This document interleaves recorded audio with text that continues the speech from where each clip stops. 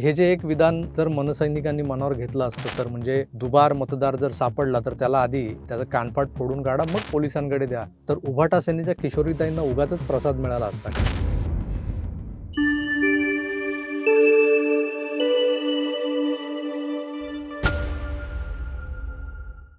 नगर परिषद आणि पंचायतींचे निकाल काल लागले. अर्थात अशा पद्धतीचे निकाल हे आम्हाला अपेक्षितच होते. असं जे लोक म्हणतायत त्या म्हणणाऱ्यांची तोंड कुणीच धरू शकत नाही. हे असं म्हणणारे जे लोक आहेत ते निवडणुका जाहीर होताच वोट चोरी आणि मतदार याद्यांमधले घोळ यावर बोंबाबोंब करत सुटले होते. मला वाटतं यात काँग्रेसचे विजय वडेट्टीवार आणि बाळासाहेब थोरात सोडले तर फारसं कोणी आघाडीवर नव्हतं सुरुवातीला. पण उभाटा सेना प्रमुख उद्धव ठाकरे आणि मनसे प्रमुख राज ठाकरे यांनी तर या विषयावर मग रान उठवलं होतं, जेव्हा ते एकत्र आले. अर्थात राजसाहेबांनी त्यांच्या गुगल बाबांकडून मिळालेल्या त्या कागदपत्रांचा तो ढीगच्या ढीग हा भर मोर्चासमोर मांडला होता. हा विषय एकट्या त्या माणसानं अभ्यासपूर्वक हाताळायला सुरुवात केली होती. पण अचानक समोर जमलेल्या गर्दीला चिथावण्यासाठी त्यांनी काही विधानं केली. ऐका. आणि त्यानंतर जर समजा तिकडे हे दुबार तिबार वाले जर आले, तिथेच फोडून काढायचे. बडव बडव बडवायचे आणि मग पोलिसांच्या हातात द्यायचे. यातलं हे जे एक विधान जर मनसैनिकांनी मनावर घेतलं असतं तर म्हणजे दुबार मतदार जर सापडला तर त्याला आधी त्याचं कानफाट फोडून काढा, मग पोलिसांकडे द्या. तर उभाटा सेनेच्या किशोरीताईंना उगाचच प्रसाद मिळाला असता. कारण खुद्द उद्धवजी काय किशोरीताई पण बोलल्यात एका सभेत, की त्यांचं नाव 2 वेगवेगळ्या मतदार याद्यांमध्ये आहे. अर्थात त्या दुबार मतदार आहेत हे स्पष्ट झालं होतं. मी आमदारकीला मतदान केलं आणि आम्हाला तुम्ही दुबार ठरवता म्हणजे नक्की कुठे बसून बोलतेय ही यादी बनवली. मतदानाच्या वेळेला तुम्ही आम्हाला दुबार म्हणून बाहेर पण काढू शकता. असो, या निकालांचा अर्थ काय तर वोट चोरी, चुना लगाव आयोग, ईव्हीएम वगैरे कागाळ्या या खेपेला चालल्या नाहीत. ज्या पक्षांनी पद्धतशीर प्रचार केला आणि त्यांच्या कार्यकर्त्यांनी ढोर मेहनत घेतली ते जिंकले. कालपासून जिंकलेल्या महायुतीच्या एकेका रणनीतीचं विश्लेषण होताना दिसतं आपल्याला. आणि त्यात लढवलेल्या जागा आणि जिंकलेल्या जागा यावरून स्ट्राईक रेट काढला जातोय. या स्ट्राईक रेटचा पुनरुच्चार उपमुख्यमंत्री एकनाथ शिंदे सातत्याने करताना दिसायचे. कारण त्यांनी विधानसभेलाही जोरदार बॅटिंग करून आपला स्ट्राईक रेट अगदी T20वर नेऊन ठेवला होता. त्या T20 स्टाईलवर नेऊन ठेवला होता. दुसरे तर कसोटीच्या रन रेटने खेळत होते. या सगळ्या निवडणुकांच्या दरम्यान म्हणजे विधानसभेच्या वेळेला खरी शिवसेना कोणाची हा मुद्दा महत्त्वाचा मानला जात होता. आणि तसं असताना त्यात उभाटांना मात देत शिंदेच सरस ठरले होते. यावेळेसही शिंदेचा स्ट्राईक रेट हा जबरदस्त आहे. 134 ठिकाणी लढून त्यांनी 54 ठिकाणी विजय मिळवलेला आहे. या विजयाची टक्केवारी 41-42% भरते जर अशी गणिताच्या कॅल्क्युलेटरवर काढली तर. आता एकनाथ शिंदेंनी हे कसं काय बरं साध्य केलंय? तर मागच्या खेपेला त्यांच्या याच स्ट्राईक रेटवर एक आरोप झाला होता. तो असा की शिंदे हे भाजपच्या मांडीवर बसून सगळं करतायत. म्हणजे भाजपच्या मांडीवर बसलेले आहेत त्यामुळे भाजपची थेट मदत त्यांना झाली आहे. आणि त्यामुळे त्यांना विधानसभेत ज्या 57 जागा मिळाल्या +3 अशा 60चा दावा ते करतात. त्या 60 जागा काय सोरठवर लागलेल्या नव्हत्या किंवा भाजपने अलगद काढून दिलेल्या नव्हत्या. हे या विरोधकांना किंवा पाकिटपोच टीकाकारांना सांगताना शिंदे कॅम्पची दमछाक झालेली होती. हे कसं घडलंय? तुमचं स्वतंत्र अस्तित्व नाही, तुम्ही भाजपमुळे जिंकलात, असंच बोललं जात होतं. पण या लोकल बॉडी इलेक्शन्स ज्या झाल्या, शिंदेंनी भाजपच्या विरोधात आपले उमेदवार उभे केले आणि ते जिंकले.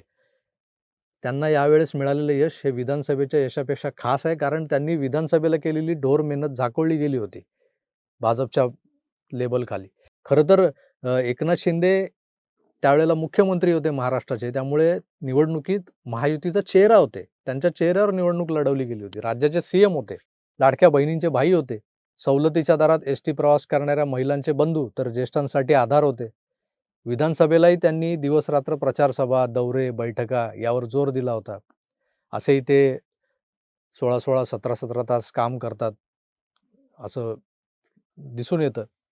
त्यांची मेहनत त्यावेळेला जी होती ती कामाला आली आणि 57 आमदार निवडून आले. याही निवडणुका जरी त्या स्थानिक स्वराज्य संस्थांच्या असल्या तरी त्या तितक्याच तीव्रतेने लढताना एकनाथ शिंदे दिसत होते. आणि याच एकनाथ शिंदेंनी 8 दिवसात 60च्या आसपास प्रचार सभा घेतल्या. चांदा ते बांधा वगैरे जे बोललं जातं. अनेक ठिकाणी त्यांनी भाजपच्या स्थानिक नेत्यांना, नडणाऱ्या आपल्या पक्षातल्या लोकांना बळही दिलं. हाच फॉर्म्युला देवेंद्रजींनीही वापरला होता. त्यांनी तर 100च्या वर सभा घेतल्या. पालघरमध्ये आपल्याच मित्रपक्षाचं रामायण महाभारत काढलं त्यांनी. कोण रावण? कुणाला रावण म्हणता? आपण तर रामाचे भक्त आहोत वगैरे वगैरे ते झालं होतं. आठवत असेल तुम्हाला भरत राजपूत. म्हणजे निवडणूक सिरियसली लढली, पूर्ण ताकद लावली, पण दुसऱ्या बाजूला आपण उद्धवजी किंवा आदित्यजी या मंडळींना घ्या. शरद पवार तर बिचारे थकलेत. सुप्रिया सुळेंनी प्रचारातच ईव्हीएमला क्लीन शीट दिली. अजितदादांचा झिपऱ्या पुतण्या रोहित पवार हा दादांच्याच मागावर होता. त्यांच्या कुठल्या फाईल्स निघतायत का? पार्थ पवार अडकतोय का? हेच बघत होता. प्रचार कसला घंट्याचा करणार तो. त्यामुळे हे जे सो कॉल्ड विरोधक आहेत ते कुठल्या तोंडानं या निवडणुकीत जिंकणार, आम्ही जिंकणार असं बोलू शकत होते. ती एक म्हण आहे हिंदीत, बीज बोया बबूल का आम कहाँ से पाओगे. आता काय कुछ बोया तो कुछ पाया ना. इथं तर काहीच पेरलं नव्हतं. मग उगवणार काय? गवत. ते गवत उपटा. नाही उगवणार कुठून? पेरलंच नाही तर उगवणार कुठून? सेना भाजप युतीनं ही निवडणूक वेगळी लढली आणि ती वेगवेगळी लढताना दोस्तीत कुस्ती कशी कडक केली जाते हे पण दाखवून दिलं. पण सरतेशेवटी ते जिंकले. कारण मतदारांसमोर हेच लोक झोळी पसरून उभे होते. मतदारांसमोर मताचं दान मागणाऱ्यांमध्ये हे 2 स्ट्रॉंग कंटेंडर होते, स्ट्रॉंग चॉईस होते. त्यांनी मतदान करताना काहीतरी पाहून मतदान केले ना लोकांनी. पण जे लोक घरात बसून कोमट पाणी पीत होते, काही लोक पेंग्विनला पर्याय शोधत होते. पेंग्विनला पर्याय म्हणजे आता पुढच्या खेपेला मुंबईत सत्ता आली तर राणीच्या बागेत कोणता नवा प्राणी आणायचा यावर त्यांचं विचार मंथन सुरू होतं. पण हे लोक नगर परिषद निवडणूक प्रचाराला उतरले नाहीत. स्थानिक पातळीवर जे होतंय ते निमूटपणे पाहत बसले. यांचे काही लोक चक्क शिंदेंसोबत मिळून लढले. त्यांना मातोश्रीने रोखलं नाही. का त्या गद्दारांसोबत जाताय म्हणून, पेट्या खोके घेतायत. म्हणजे असं बोललं जातं ना नेहमी शिंदेंबद्दल. ते पेट्या खोके देतात. मग पेट्या खोके येतायत तर येऊ द्या नाही का? त्यामुळे विरोधक का हरले याचं कुणीही चिंतन, मनन, मंथन आणखीन काय वगैरे करण्याची गरज नाहीये. कारण उत्तर स्पष्ट आहे. यांना पराजित म्हणणं पण चुकीचं आहे खरं तर. कारण जे लढलेच नाहीत, ते हरणार कसे? लोक म्हणतात ना हाफ हार्टेडली लढलो. हाफ हार्टेड नाही, फुल हार्टेड तर नाहीच नाही. मनात फक्त मुंबई मनपा नावाची सोन्याचं अंड देणारी 5,400 करोड रुपये बजेटची कोंबडी दिसत होती. ही कोंबडी पकडू कशी याच विवंचनेत मशगूल असलेले हे लोक त्या चिरकुट निवडणुका लढतच नाहीत मुळी. त्यामुळे ते हरलेत या भ्रमात राहू नका. ते लोक मोठे लोक आहेत. छोट्या-छोट्या गोष्टी करतच नाहीत. आता ते महाराष्ट्रापासून तोडली जाणारी मुंबई वाचवण्याच्या विवंचनेत आहेत. मोठं काम आहे.